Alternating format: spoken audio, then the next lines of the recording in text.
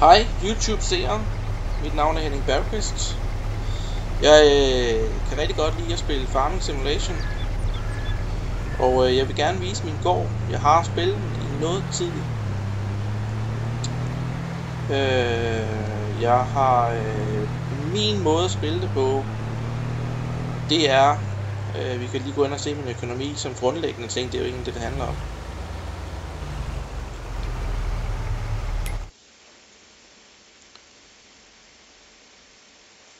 Det er, at jeg kan tage op til 10.000 euros i lån. I kan se, at jeg er godt på vej deroppe af. Men jeg har også købt en del store maskiner, så det er ikke noget, jeg ligger søvnløs om natten om for. I dag har jeg haft et overskud på 180.000.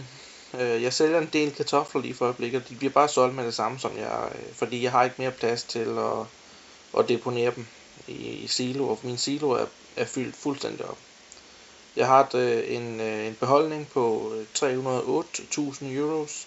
Jeg kunne godt betale noget af lånet af. Det skal jeg også have gjort, inden jeg slutter dagen. Hver dag, det svarer til en måned. Ja, hvad sker der her? Der var høstindtægter, det er kartoflerne, og så har jeg haft indtægter på baller. Der har været nogle ensilageballer, jeg har solgt, og jeg er i gang med at sælge halmballer. Jeg er ved at samle dem sammen, fordi I kan se her, det er det land, jeg ejer. Og jeg har købt mange af de store marker, også nogle af de små, men de hænger godt sammen. Gården er her. De to marker her og den her nede, det er ikke marker mere. De er asfalteret. Her der er der en forstald. Og her, det var vist egentlig også en mark i starten, kan jeg ikke huske. Der er to forstalde, og her er der nogle produktionsfabrikker. Ellers så har jeg de her marker, og dem vedligeholder jeg og gør klar til såning og høst. Jeg skal købe en plov, fordi at jeg startede ikke med at have periodevis pløjning, men jeg synes, at jeg kan godt lide, at det er et realistisk spil. Og jeg kan jo bare købe et stort plov. Måske et par stykker. Jeg har en del store traktorer.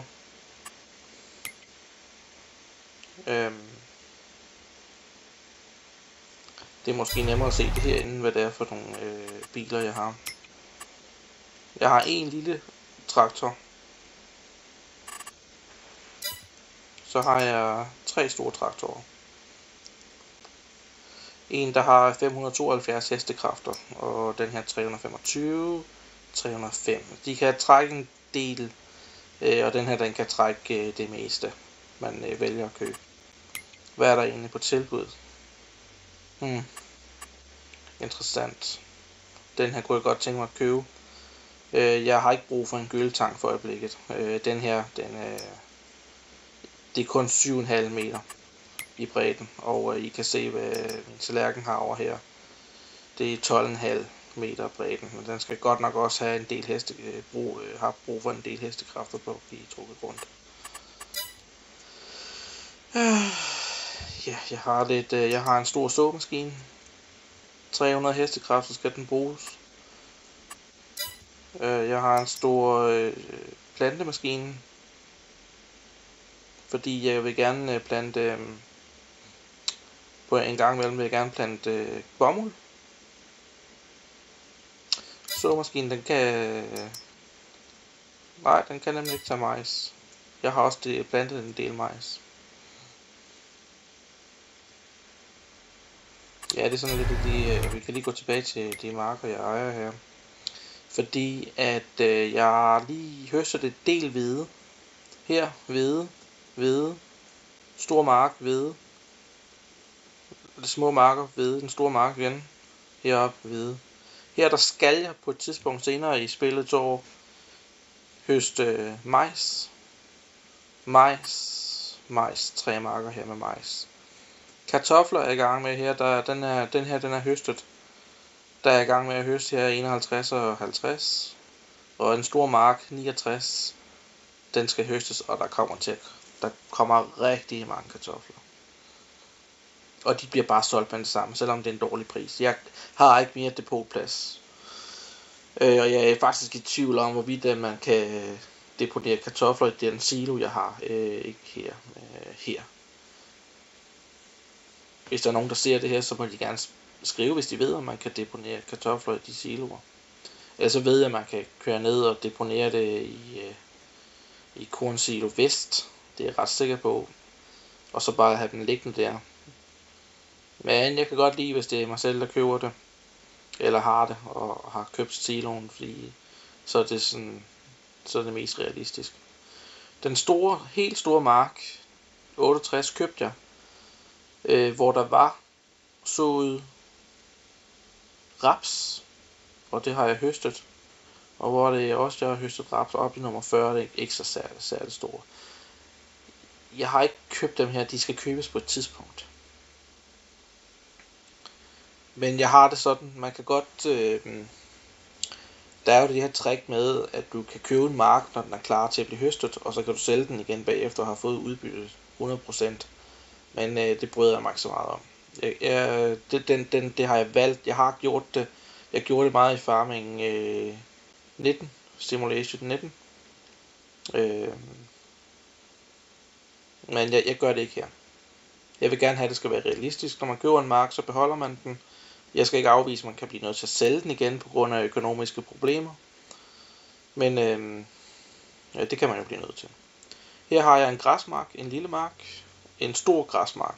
Og jeg skal bruge hø til fårene. Og jeg skal bruge, ellers så laver jeg cirka 3 eller 2 gange, høster jeg 2 gange ensilage om året. Og det er ensilage noget af det, man tjener allermest på. Jeg har også nogle gange, en gang imellem tænker jeg at købe den her mark her. Men som sagt, jeg kan starte ikke låne til flere penge. Når jeg nu har så stort et lån, så er der også rigtig store renteudgifter. Og vi kan lige gå herhen. Der valgte jeg. Hvor er vi henne? Og købe den her vindmølle.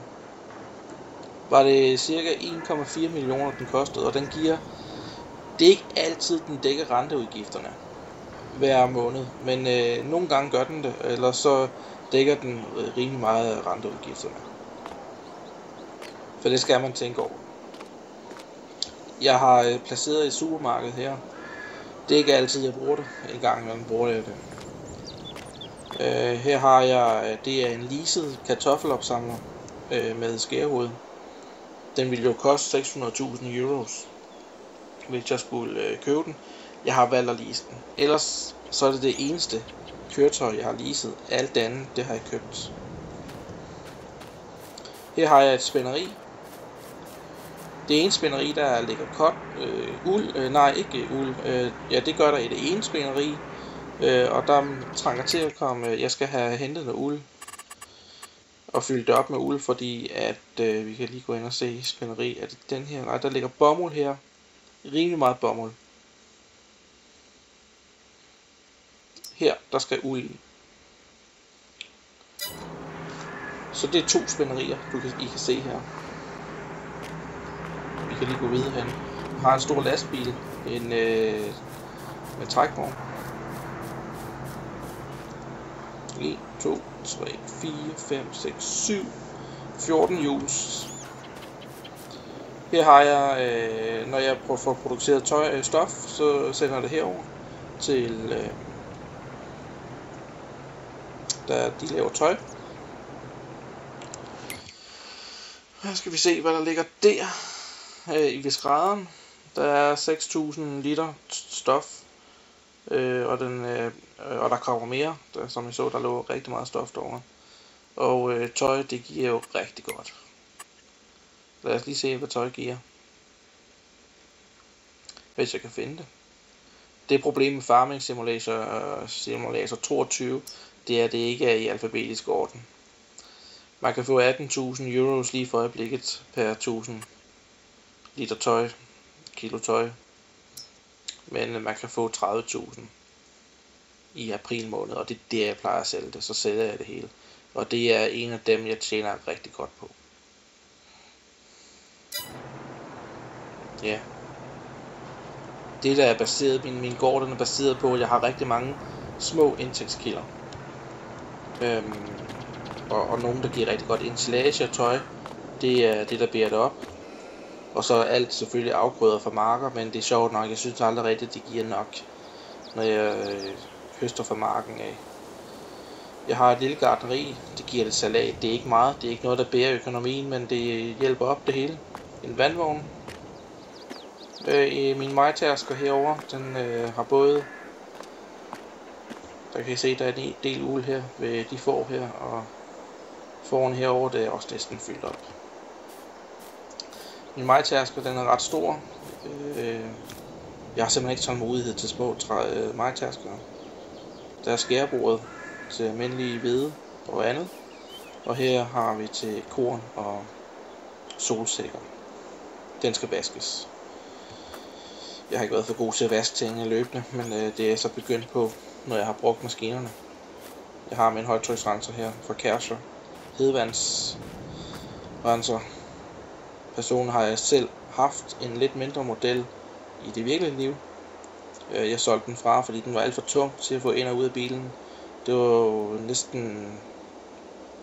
Det var... Jeg kan ikke huske, men det var... Man må slet ikke bære så meget. Men der var en, han ville købe.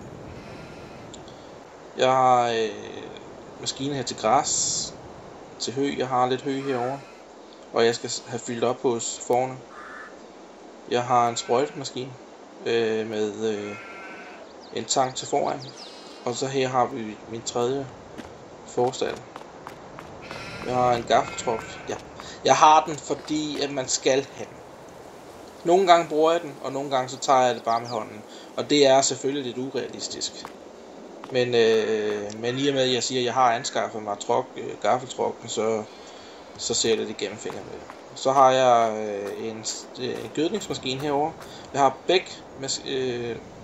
begge gødningsmaskiner. En vogn og et påhæng.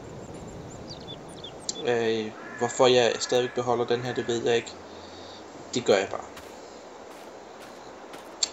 Jeg har en dyretransport her. Den her, den skal sælges. Jeg skal købe en større, hvis jeg har brug for det. Og så har jeg en til at lave skar. Jeg har en kartoffelplanter. Og den ejer jeg også 100%. Jeg har en ballepresser til firkantede baller. Og jeg kører med de største baller, man kan få. Og så har jeg til rundballer med ensilagebæller. Ja, den vogn vi lige så, den giver sig selv.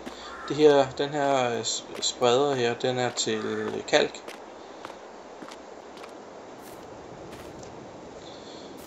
Og så har jeg her mine 2 såmaskiner. Og jeg har en bomuldsmajtærsker, og den er også købt. Den er også ret dyr, den trænger til at blive vasket. Jeg vaskede den ikke, da jeg lige havde brugt den. Jeg havde købt en del marker, hvor der var bomuld på. Og jeg skal også så bomuld, og jeg tænker, at næste år vil jeg så bomuld. Skal vi se. Så har vi min bil her. Og der er jeg i gang med, jeg har en traktor her, jeg er i gang med at samle baller. Og jeg skal samle rigtig mange baller. Det er helt vildt, hvor mange baller der er. Og de bliver også bare solgt med det samme. Måske gemmer jeg et læs baller. Jeg har majs her, der venter på at blive høstet. De skal lige modnes. Baller dernede også. Her har vi med en helt stor traktor med hvad hedder sådan en maskine der? Ja, den gør klar. Den gør jorden klar. En hav.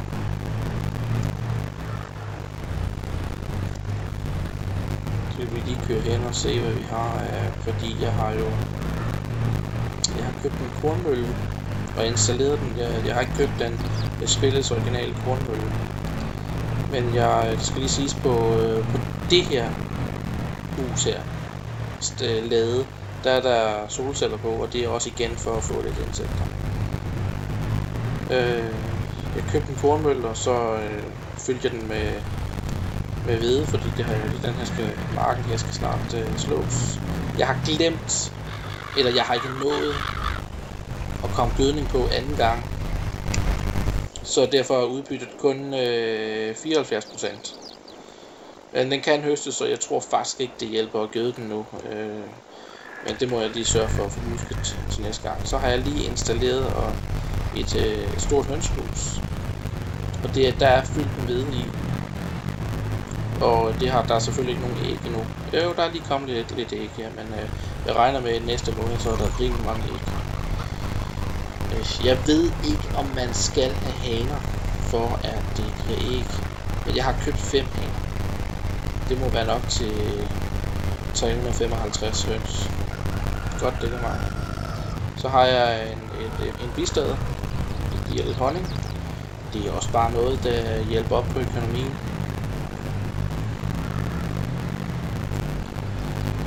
Jeg har lige erhvervet, fordi jeg har den her kornmølle, der giver mel. Jeg synes ikke, mel giver særlig meget i forhold til, hvad ren hvide det giver, når man sælger det.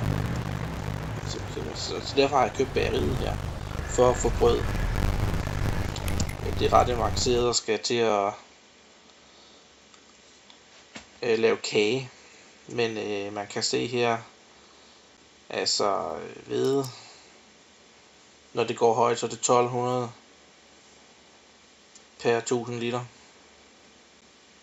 Og hvor er mel henne? Det er 2000 per 1000 liter. Jeg synes ikke, det er særlig meget. Men så til gengæld brød. Men der går 2000 liter til 1000 liter brød. Så igen, overskuddet er ikke så stort, eller provenyet er ikke så stort. Men sådan er det jo også i det virkelige liv, jo. Jeg har købt oliefabrikken, så jeg kan. Det giver heller ikke særlig meget, og jeg synes, den er lang tid om at producere olie. Rapsolie. Men vi kan lige køre ned og se kornsiloen, den er helt nede. Igen en masse baller, der er 2 marker, der er fyldt med baller, og jeg har en halv stor mark, en ret stor mark, fyldt med baller. Det er et godt sted her at installere et eller andet hus. Jeg havde tænkt på hønsehuset, men så fandt et andet sted til hønsegården. Men et sted, man kan installere et eller andet fabrik eller produktion. Her har jeg min kornmølle, hvor der står mel klar til at blive hentet op til bæren. Det kan vi gøre på et tidspunkt, ikke nu. Lad os da lige gå hen og se. Det er også min mark, det her, derfor tillader jeg mig at køre på den. Altså må man ikke køre hen over andres mark. Og der ikke er nogen afgrøder på, så kan man godt gøre det. Den der ved jeg faktisk ikke, om man bare kan gå hen og købe kalk. Jeg skal afprøve det på et tidspunkt. Jeg opdagede den, mens jeg var ved at høste. Ellers har jeg ikke set den før. Ellers så plejer jeg at købe i sække. Her har jeg også majs. Det er også min mark, den her. Det skal også snart høstes. Der kommer rigtig meget korn. Eller majs, som vi siger i Danmark. Og så har vi oliefabrikken her. Der ligger lige alle 3 paller her. Gå ind og se, hvor meget raps jeg har i oliefabrikken.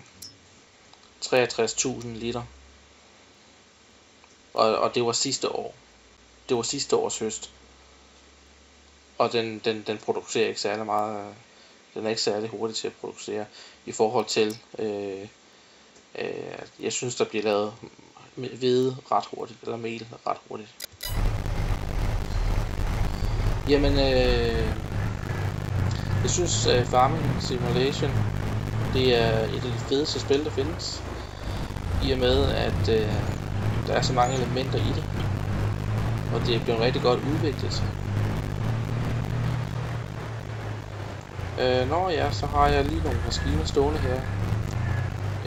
Jeg har bare købt den, jeg har ikke solgt den. Jeg burde sælge den der ladvogn, men indtil videre så står den bare der. Jeg har planer om at plante popler. Derfor har jeg købt den her, men det planer jeg har haft i 2 spilår nu. Og den der har jeg også. I kan se hernede har jeg endnu flere baller. I kan se markerne der om bagved. Jeg vil sige tak fordi at I fulgte med, og jeg var glad for at vise min gård. Det kan være at jeg lægger nogle andre spil-episoder op.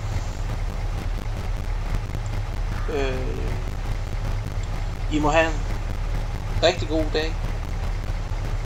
Tak for nu.